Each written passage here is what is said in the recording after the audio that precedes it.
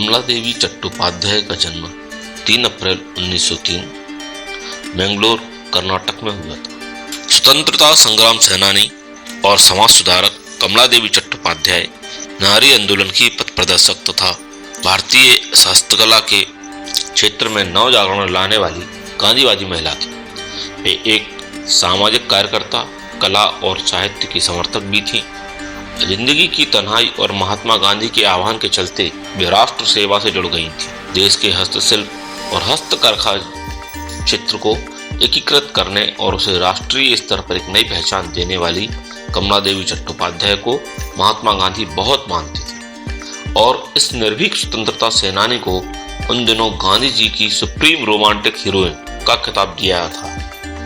कमला देवी ब्राह्मण होते हुए भी समाजवादी थी। बालिका बधू होते हुए भी ये स्त्री अधिकारवादी थी। ये एक ऐसी राजनेता थी जिन्हें कुर्सी की दरकार नहीं थी। राष्ट्रभक्ति का जज्बा ऐसा था कि आजादी के बाद उन्होंने सरकार द्वारा प्रदत्त सम्मान को स्वीकार करने से इनकार कर दिया। देश के विभाजन के बाद उन्होंने शरणार्थियों के पुनर्वास में अपने आप को लगा दिया। वो गांधी जी, जवाहरलाल नेहरू, मौलाना अबुल कलाम आजाद, सरोजिनी नायडू तथा कस्तूरबा गांधी से बहुत प्रभावित थी। जब वे लंदन में थी तभी से महात्मा गांधी के असहयोग आंदोलन से वर्ष 1923 में जुड़ गईं और भारत लौट आईं। यहाँ आकर ये सेवादल तथा गांधीवादी संगठनों में अपना योगदान देने लगे। प्रारंभिक और पारिवारिक जीवन के दौरान कमला देवी चट्टोपाध्याय का जन्म 3 अप्रैल 1903 को मंगलोर, कर्नाटक के एक संपन्न ब्राह्मण परिवार में हुआ था। ये अपने माता पिता की चौथी और सबसे छोटी पुत्री थी। इनके पिता अनंथाया धारेश्वर मंगलोर के डिस्ट्रिक्ट कलेक्टर थे। इनकी मां गिरजाबाई अच्छी पढ़ी लिखी, संस्कारी और निर्भीक महिला थी जो कर्नाटक के एक संपन्न परिवार से ताल्लुक रखती थी। इनकी दादी स्वयं प्राचीन भारतीय दर्शन की बहुत अच्छी जानकार थी। इस प्रकार के वातावरण में परवरिश होने के परिणाम स्वरूप वे स्वयं भी तर्कशील और स्वावलंबी थीं, जो उनके जीवन में आगे चलकर काम आया। उन्होंने पहले बेंगलोर तथा बाद में दूसरी शादी के बाद लंदन यूनिवर्सिटी के बेडफोर्ड कॉलेज से समाजशास्त्र में डिप्लोमा प्राप्त किया। उन्होंने प्राचीन भारतीय पारंपरिक संस्कृत ड्रामा कुट्टिया अट्टम केरल का गहन अध्ययन भी किया। जब इनकी उम्र 7 वर्ष की थी तो इनके पिता का स्वर्गवास हो गया। ये बाल विवाह का शिकार हुई और इनकी पहली शादी अत्यंत छोटी उम्र यानी 12 वर्ष की अवस्था में कृष्णा राव के साथ वर्ष 1917 में हुई।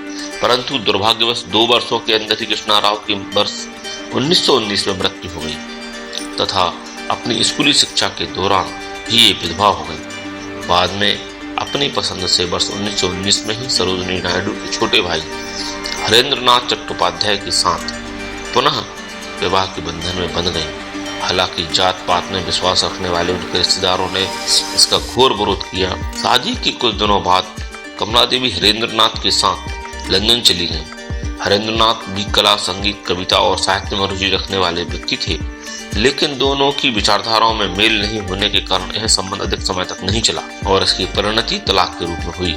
उन्होंने एक पुत्र को जन्म दिया जिसका नाम रामकृष्ण चट्टोपाध्याय था। प्रकृति की दीवानी कमला देवी ने ऑल इंडिया वीमेंस कॉन्फ्रेंस की स्थापना की। ये बहुत दृढ़ थी और पहली ऐसी भारतीय महिला थी जिन्होंने 1920 के दशक में खुले राजनीतिक चुनाव में खड़े होने का साहस जुटाया। वह भी ऐसे समय में जब बहुसंख्यक भारतीय महिलाओं को आजादी शब्द का अर्थ भी नहीं मालूम था। ये गांधी जी के नमक आंदोलन वर्ष 1930 और असहयोग आंदोलन में हिस्सा लेने वाली महिलाओं में एक थी। नमक कानून तोड़ने के मामले में बॉम्बे प्रेसिडेंसी में गिरफ्तार होने वाली वे पहली महिला थी। स्वतंत्रता आंदोलन के दौरान वे 4 बार जेल गईं और 5 साल तक सलाखों के पीछे रहीं। इन्होंने देश के विभिन्न हिस्सों में बिखरी समृद्ध हस्तशिल्प तथा हथकरघा कलाओं की खोज की दिशा में अद्भुत एवं सराहनीय कार्य किया। कमला चट्टोपाध्याय पहली भारतीय महिला थी जिन्होंने हथकरघा और हस्तशिल्प को न केवल राष्ट्रीय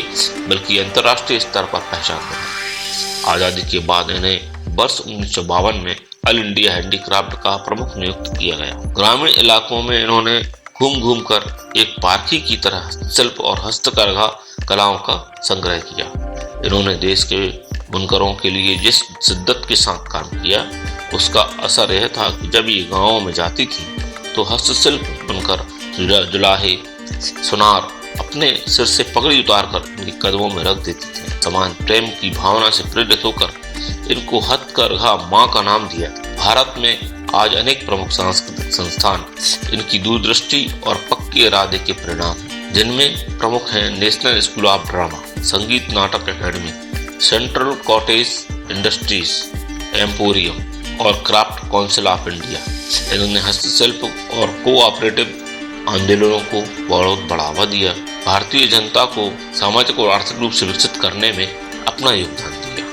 हालांकि इन कार्यों को करते समय इन्हें आज़ादी से पहले और बाद में सरकार से भी संघर्ष करना पड़ा। इनके द्वारा लिखित पुस्तकें इन्होंने the awaking of India women वर्ष 1939 में, Japan it's weakness and strength वर्ष 1943 में, अंकल सैम एम्पायर वर्ष 1944 में, इन बार टॉर्न चाइना वर्ष 1944 और टुवर्ड्स अ नेशन थिएटर नामक पुस्तकें भी लिखी जो बहुत चर्चित रही। भारत सरकार ने इन्हें नागरिक सम्मान पद्म भूषण से वर्ष 1955 में सम्मानित किया। वर्ष 1987 में भारत सरकार ने अपने दूसरे सबसे बड़े नागरिक सम्मान पद्म भूषण से इन्हें सम्मानित किया। सामुदायिक नेतृत्व के लिए वर्ष 1966 में इन्हें रेमन मैगसेसे पुरस्कार से सम्मानित किया गया।